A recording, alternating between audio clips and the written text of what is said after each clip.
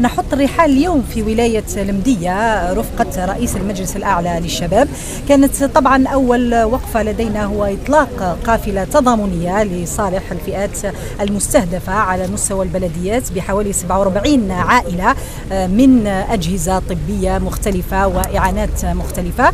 كذلك كنت تفقدت مدى سير مسابقة حفظ وترتيل القرآن الكريم بالنسبة لذوي الهمم التي نشهد إطلاق طبعا الرابعة منها بالتنسيق مع قطاع الشؤون الدينية والأوقاف. وكذلك حطينا الرحال في السوق التضامني للمرأة المنتجة تنفيذا للبرنامج القطاعي لدعم انخراط المرأة في الإنتاج الوطني. كانت طبعا فيه الكثير من النسوة من النساء الماكثات في البيت والنساء الريفيات اللي شاركوا في السوق التضامني من أجل إعانتهم على تسويق المنتوجات نتاعهم.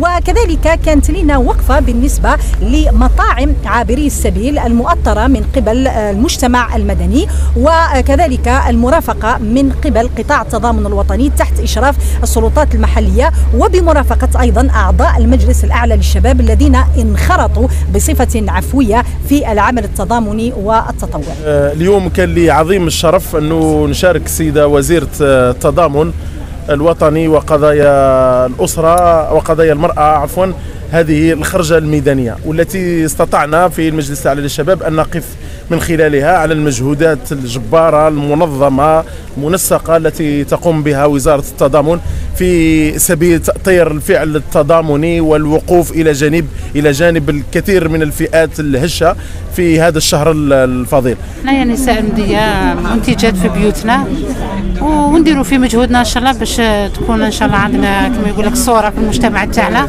نتمناو ان شاء الله الخير لبلادنا ولينا للنساء بصفة عامة. ماذا بينا كما يقول لك نزيدوا ننجحوا.